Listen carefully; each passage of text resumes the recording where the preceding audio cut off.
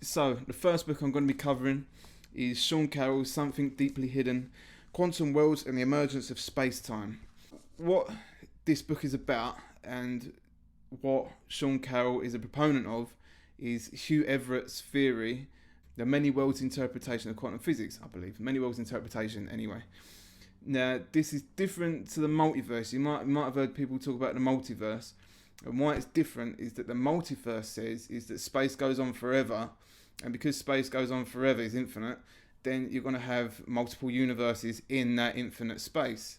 It means there's infinite copies of you and me there.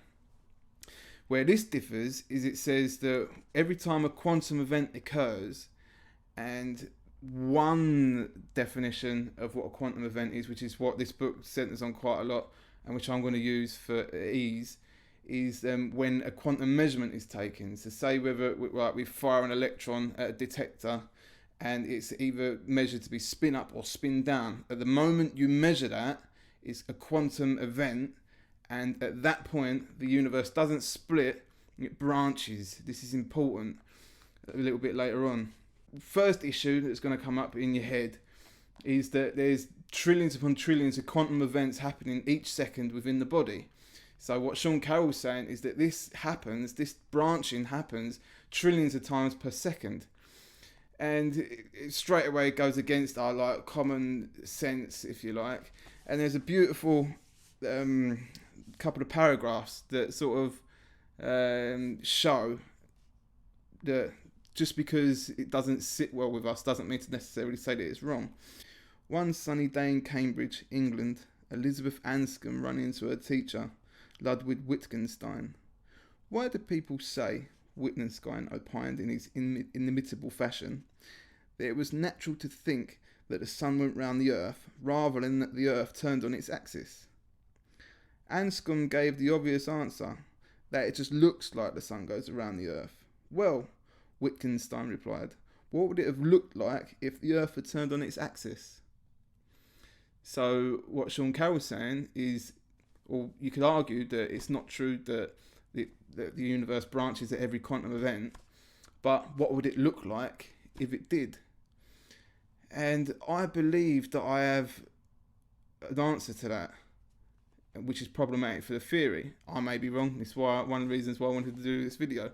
Someone might watch it and explain to me why I'm wrong, and that little bug in my head can be cured. And this is why. So on your screens now, you'll be seeing this diagram, and what the problem here is for me, this is one of the problems, not the best problem, but one of the problems, is that he's saying that this is where it's important that the universe branches and doesn't divide, doesn't split, because he's saying that mass and energy are conserved. So as you see at the bottom, you've got this dirty great big chunk, and that just branches and gets divided, and so it's always conserved. And so that means that if mass and energy isn't infinite, then it's going to come to a time when we're going to run out. And as for our perception of it, which isn't mentioned there, but back in what he's saying up here now, as for our perception of it, you could argue that, like with fractions, when you're getting it to the smallest fraction, they're both divided by the same number, so they both get smaller. The same thing could be happening here, because the mass and energy could be infinite, is the argument against it. Mass and energy are infinite, and thus we can have the branching. And the way that it would work is that if the universe is branching billions of times per second, but the mass and energy within me is also dividing at the same rate that the mass and energy everywhere is dividing, everywhere else is dividing, thus we don't see anything from it.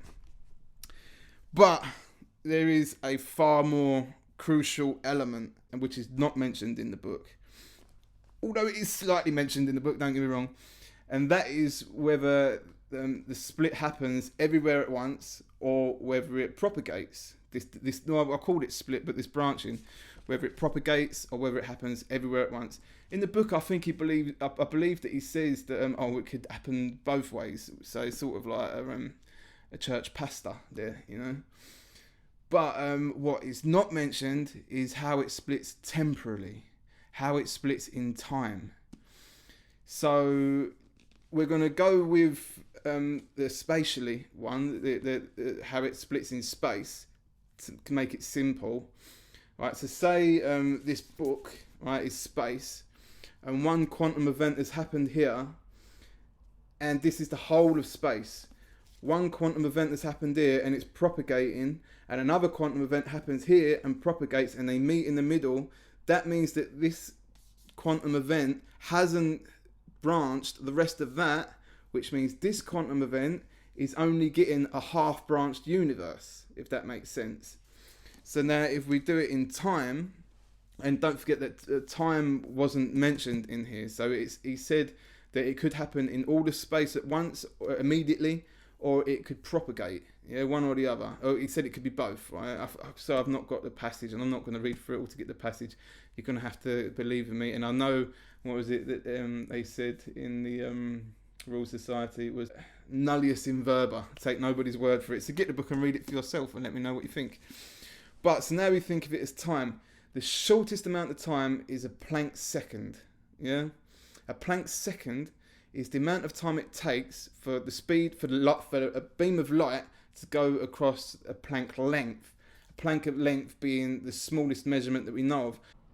So even if he's saying that it happens in all of time, because like say for instance in Einstein's general theory of relativity, it says that all of time is happening all of the time. Every instance of time, I believe it's in the general theory of relativity anyway, every instance of time is happening all the time. But he doesn't mention that, and he doesn't use that as part of his theory. He doesn't mention time, how it's propagating, how these branches propagate through time at all, I believe, yeah? Now, so now they say that this is a Planck length of time, right? And the same thing occurs. If this is the Planck length of time, and the quantum event has happened here and it's going to finish there, if quantum branching takes a Planck second, that's if it takes a Planck second.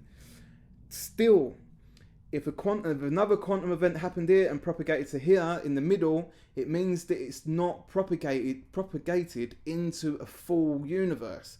And what that would look like if this was, if we was branching, if this many worlds interpretation of quantum physics was true, then bits would just disappear. I'd be sitting here in a moment and my arm would just disappear because my quantum event branched into another quantum event where my arm wasn't copied into.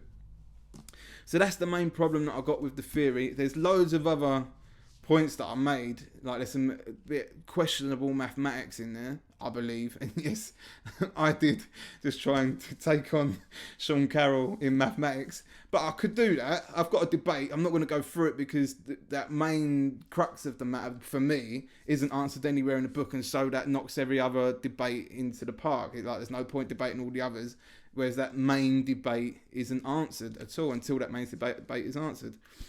As for the writing, I think he's taken a difficult subject, and I don't think that he's a great communicator. I'm not going to dig into him. Well, I am going to dig into him, actually. Oh, that's one thing that I feel that with non-fiction books, they are open to attack.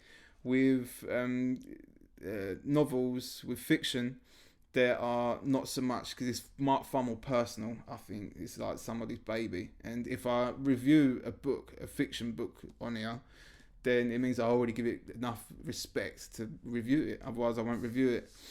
But I don't think Sean Carroll's a clear communicator. I think he's taken a difficult subject and he has made the subject more difficult than what it had to be. And I know we're talking quantum physics here. And what I feel that he needed to do was to have run this by a layman. And he may well have done, but his layman didn't lay down enough. Don't get me wrong, it's not drastically bad, but there's some principles, concepts that he covers that I know about, or I say I know about, I'd like to think I know about, and still the way that he described them made them more confusing. But we move on to Semiosis by Sue Burke. Semiosis is defined as a process in which something functions as assigned to an organism. It's got some fantastic ideas in this book. I would say that the writing in bits of it was a little bit and. I caught a couple of instances of and. And excuse me if you pardon the end. But other than that, the ideas were really good. I would say I don't want to. This ain't about spoilers. I don't want to tell you the story except for a general idea. Basically, the general idea is that a team of scientists, and not just scientists, but people who are going to be good for to create civilizations, to say like doctors and farmers and people like that, go to this other planet. They look for a planet, and they go to this other planet, and they call it home. It follows in first person the preceding generations down the line. But so I don't want to give any spoilers, but for anybody that's read it, what I would say is that the glass makers, I feel, could have just been a little bit better done. I think I would have liked a little bit more intelligence out of the glass makers, but the ideas are really fantastic. So, like the idea of communication via scent, is a really good idea, which happens in nature, but to pick that out and make that, put it in your face like that, oh, this is a thing, like, you know, it's like really good idea, and putting a different light on it, which is what books are meant to do, is put different lights on stuff. So yeah, really good book, Semiosis, Sue Burke. You should read it.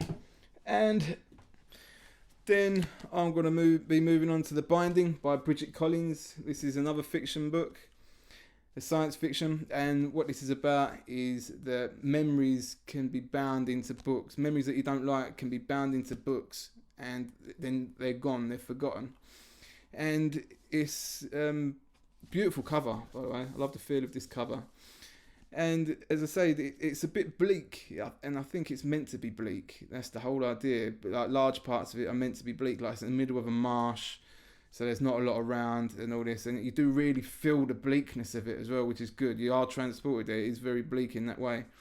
I did see the plot twist coming, and I do think that she could have done more with the fantasy element of it. It's not really a fantasy book, if you ask me. It's got the element of the fantasy where the souls are the memories are bound into the book, but it doesn't really explore that idea that great depth. So I would like to have that to have been explored more, you know.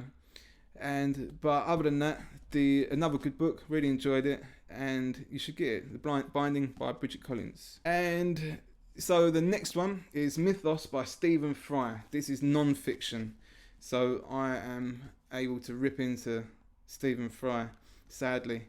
Really nice front cover. First time I've seen this with a front cover, but yeah. Now Stephen Fry, for anybody that don't know, is an English national treasure, you know, and I think I speak for everybody in Britain as well when I say that Stephen Fry is a national treasure. I think he's loved up and down the land, you know. But I have to say, because this is non-fiction, I could be like a bit cruel.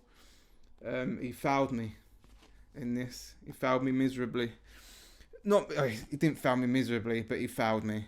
It's because Stephen Fry is erudite, and he's got an amazing memory, and he's really well known for his intellect. And in this, I could argue, I feel like an idiot saying this, but I could argue that his intellect failed me. One part where his intellect failed me was where he mentions Medusa, and he just mentions that she was a Gorgon, and that was about it. Now, in his defence, I do have his other book, which I've not read yet, which is Heroes. So I've not read that yet, and so we could start talking about Medusa in there, but I may never have got that book, and I may not know the truth about Medusa. I would have just taken it from him that that's all she was, a woman with snakes in her hair, and it's not.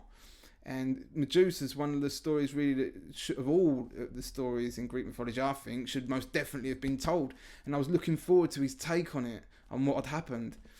And you should find out for yourself, do your own research if you want to know what happened to Medusa. And it's a really sad story, you know, and I would like to have seen what he did with it. The biggest gripe for me in this book is the footnotes. And I'm showing you on the page, on your screens now, this page of footnotes. This is not a footnote. When it's half a page, it's half a bloody page. It just put it into the bloody writing, for God's sake. The reason why that this was a big gripe for me is that early on in the book he says, like, so sit back and enjoy the Greek mythologies, and I was like, yeah, lovely, man, just to chill out into the Greek mythology, like, you know. But then with the footnotes, and the footnotes are like every other page, is that you're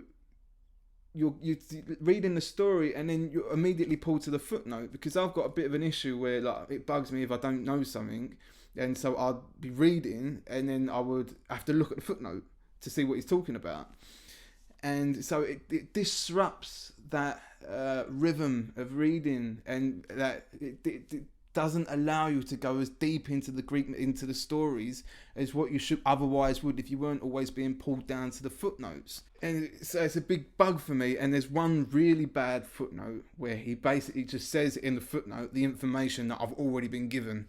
Was that he says, before he was turned into a wolf, as you may recall, during the early days of Pelasgian mankind, King Lycaon of Arcadia had a beautiful daughter called Callisto. Now, in the footnote, it says, who was turned by Zeus into a wolf, you may recall, during the early days of Pelasgian mankind. So that again, it says, before he was turned into a wolf, as you may recall. In the footnote, it says, who was turned by Zeus into a wolf, you may recall. Why not just in the top part, in the main part body of the text, say, before he was turned into a wolf by Zeus, as you may recall? I know there's no need for me to drag my eyes down to that footnote, to the footnote. And the problem with that is, for me, is that this has gone through like a few editors at least. Stephen Fry's had to write it. It's then had to go through his literary agent. And for me, like you get a book with a name like Stephen Fry on it because you trust in Stephen Fry and his literary agent and his publishing house, which is Penguin, by the way. And so for me, he's broke my heart, man. He's broke my heart because I thought more of him, in all honesty. I thought more than that, especially when the footnotes are two to a penny. And you've got to remember that this is fiction. I did say it's a work of non-fiction at the start, but it is fiction. It should have been read like a story. And another problem as well, which maybe is not Stephen Fry's fault, is that there's a lot of names going on. There's a lot of name dropping. And when there's a hell of a lot of name dropping, it's difficult to keep up. And I'm not going to read it out, but it is difficult to keep up at sometimes when there's loads of names being dropped. So it's now time for the word of the book. And the word of the book is... Catafalque. Catafalque, not catafuck. Catafalque. But yeah. And it is a raised structure on which the body of a deceased person lies or is carried in state. So that took the joke out of that one. But yeah. Catafalque. It's just when I looked up this word and she said that, Catafalque. I've laughed so much at it now that it's just not funny to me anymore. But I did find that funny, extremely funny at the time. Woo. And then, last but not least, with regards to this book, is the phrase of the book. So I'm going to read. A little later, Pyramus arrives on the scene and sets himself to wait for his beloved under a tall mulberry tree loaded with its heavy summer burden of snow-white fruit. A shaft of moonlight shoots between the tree's branches and illuminates Thisbe's veil, which is laying on the ground all smeared and dabbed with gore. Pyramus snatches it up. Horror-struck, he can make out the embroidered crest of Thisbe's family in the blood-stained linen, and more than that, he recognises the scent of the girl with whom he has exchanged the fierce fever of love's breath so many times. The fierce fever of love's breath so many times. That's beautiful.